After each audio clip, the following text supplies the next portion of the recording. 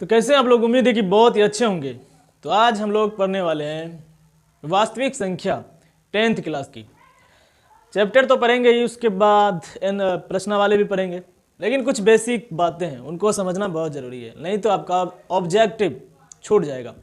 आपने देखा वास्तविक संख्याएं, इनको पढ़ेंगे, लेकिन इसमें जो बेसिक चीज़ें हैं, इनमें जो वास्तविक संख्या में क्या क्या आते हैं उनके बारे में भी समझना बहुत ज़रूरी है। तो हम लोग यहाँ पे देख सकते हैं संख्या जो होती है, मैंने लिख दिया शॉर्ट में, आप समझ सकते हैं। संख्या दो होती है, वास्तविक संख्या और काल्पनिक संख्या। हमें पढ़ना क्या है? वास्तविक संख्या। काल्पनिक संख्या हमें 11वीं क्लास में पढ़ना है, लेकिन थोड़ी सी काल्पनिक के बारे में मैं समझा देता हूँ। कोई भी लेते हैं हम लोग नंबर, जैसे कि x² + 2, अगर इसको हम हल करेंगे तो क्या हो जाएगा? x² बराबर -2, तो x बराबर √ प्लस माइनस ये। कभी भी रूट के अंदर अगर माइनस आता है संख्या में, तो वो हमारा काल्पनिक संख्या होती है। ये हमें डिटेल्स में पढ़ना है 11वीं क्लास में। हमें पढ़ना है वास्तविक संख्या के बारे में, जो हमारे चैप्टर कहता है उसी के सीरीज से हमें चलना है। ये नहीं कि हमें दूसरा टॉपिक पढ़ना है। तो वास्तविक संख्या के अंदर क्या सब चीज़ें आती हैं? पहले आती है प्राकृतिक संख्या। प्राकृतिक संख्या, गिनती की संख्या को प्राकृतिक संख्या कहती हैं, जिसे 1 2 3 4 यानी काउंटिंग नंबर, हम लोग काउंट करते हैं 1 2 3 4 5 6 7, ये क्या है? प्राकृतिक संख्या। ये इतना समझ में आ गया। पूर्ण संख्या किसे कहते हैं? शून्य, यानी कि गिनती की संख्या में शून्य शामिल कर देने पर हम लोग उसको पूर्ण संख्या कहते हैं, और पूर्ण संख्या 0 से शुरू होती है। इतना बात समझ में आया? यहाँ तक समझ में आ गया ना? यानी कि 0 से अगर स्टार्ट होता है तो उसको हम बोलेंगे पूर्ण संख्या। अगर गिनती की संख्या बोलेंगे तो उसको हम बोलेंगे प्राकृतिक संख्या। अब आता है हमारा पूर्णांक। पूर्ण के बाद क्या आता है? पूर्णांक संख्या। तो पूर्णांक संख्या में हमारा क्या आएगा? -3 -2 -4 -3 -2 = यानी कि माइनस प्लस और शून्य भी हो तो उनको हम लोग कहते हैं पूर्णांक संख्या। यानी माइनस में भी हो प्लस में भी हो तो उनको हम लोग कहेंगे पूर्णांक संख्या। यानी ये इसका डॉट डॉट का मतलब हुआ ये अनंत तक, जिंदगी भर गिनते रहेंगे, ये खत्म नहीं होने वाला है। इधर भी जिंदगी भर गिनते रहो, खत्म होने वाला नहीं है। पूर्णांक संख्या समझ में आ गया? -5 -9 -3 ये सब क्या है? पूर्णांक संख्या है। 0 भी पूर्णांक संख्या है। 1 2 3 4 ये क्या है? पूर्णांक संख्या है। पूर्णांक संख्या भी है 1 2 3, और प्राकृतिक संख्या भी है। तो इतना समझ में आया ना तीन को। चौथा हमारा है परिमेय संख्या। इनको डिटेल्स में समझेंगे और बढ़िया तरीका से समझेंगे, और ये हमारा चैप्टर में भी आता है। तो P तथा Q, यानी कि परिमेय संख्या उसे कहते हैं वह संख्या जो P/Q के रूप में हो, लेकिन उनके शर्तें हैं। शर्तें क्या है? Q बराबर 0 नहीं होना चाहिए, यानी कि अगर 2 है तो नीचे 0 नहीं होना चाहिए, नहीं तो ये क्या हो जाएगा? अपरिमेय संख्या हो जाएगा। तो वही करना हमें। P ऊपर होता है, Q नीचे होता है, यानी Q नीचे में 0 नहीं होना चाहिए, नहीं तो हमारा अपरिमेय संख्या होगा। यहाँ तक आया समझ में?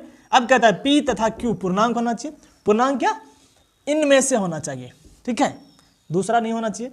उसके बाद कहते हैं पूर्णांक संख्या होना चाहिए और P व Q का मोस हो, यानी कि अगर कोई भी संख्या लेते हैं हम लोग 5 और 2, ये दो संख्या है और पूर्णांक संख्या भी है, ठीक है।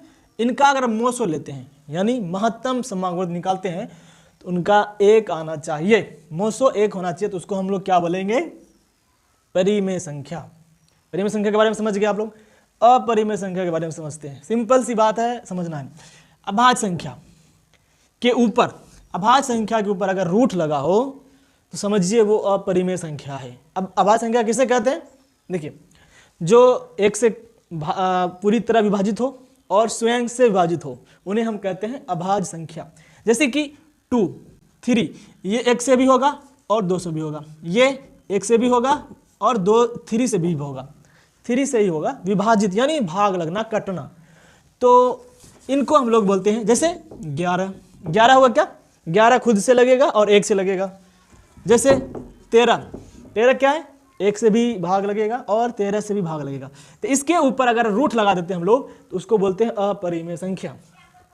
लेकिन कुछ संख्या इस तरह भी होती है, जैसे ये अगर ये संख्या सीरीज में आता है, सीरीज का मतलब कि जैसे कि मान लो कि 1.3 ये दे दिए, तो इसका मतलब होता है 1.3333, ये एक सीरीज में है।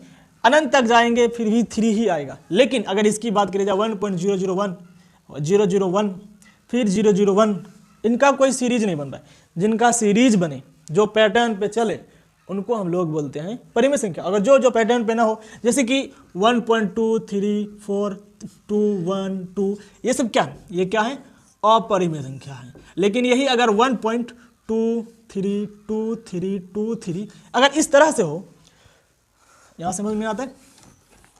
अगर इस तरह से हो 1.2, 3, 2, 3, 2, 3, तो ये हमारा परिमेय संख्या है। इतना समझ में आया ना? अब हम लोग पढ़ेंगे यूक्लिड एल्गोरिथम परिमेय, यानी हम लोग अब चैप्टर के बारे में समझेंगे। ठीक है, यानी a बराबर बी क्यू प्लस आर, ये समझना है। a क्या है दोस्तों? हमारा भाज्य है। ठीक है, वही जो भागफल भाजक वाला काम करते हैं वही वाला है। b क्या है? हमारा भाजक। ठीक है, a हो गया भाज, b हो गया भाजक, q हो गया भागफल। ठीक है, q, और r हो गया हमारा शेषफल। समझ में आ गया?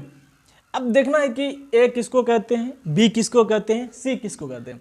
इस बात को आप टेंशन ना लें, उसके बारे में। कोई भी संख्या लेते हैं, 2 संख्या आपको दिया रहेगा। जैसे कि मान ले 9 और हो गया 2, ये 2 संख्या है। इसमें a किसको मानेंगे हम लोग? a बड़ी संख्या को मानी जाती है। कभी भी भाज्य संख्या सबसे बड़ी होती है, तो भाज्य संख्या यानी a बराबर हो गया 9, और दूसरा b यानी b बराबर हो गया 2। अब हम लोग बी क्यू प्लस आर भी निकाल सकते हैं। तो कैसे निकालेंगे? यहाँ रफ में देखते हैं। रफ में देखते हैं कोई सा भी 2 से भाग देंगे 9 में, क्या हो जाएगा? 2 चौके 8, 1 हो गया। ये क्या था? हमारा भाजक यानी b, ये क्या था? a, ये क्या हो गया? q, और ये क्या हो गया? r। तो हम लोग क्या करेंगे? इस नियम के आधार पर बैठाएंगे a बराबर बी क्यू प्लस आर। तो a बराबर हमारा क्या है? 9 है, b हमारा क्या है? 2 है, q कितना है हमारा? 4 है, और प्लस r। तो इस तरह से हम लोग यूक्लिड विभाजन का प्रयोग करके बिठाएंगे।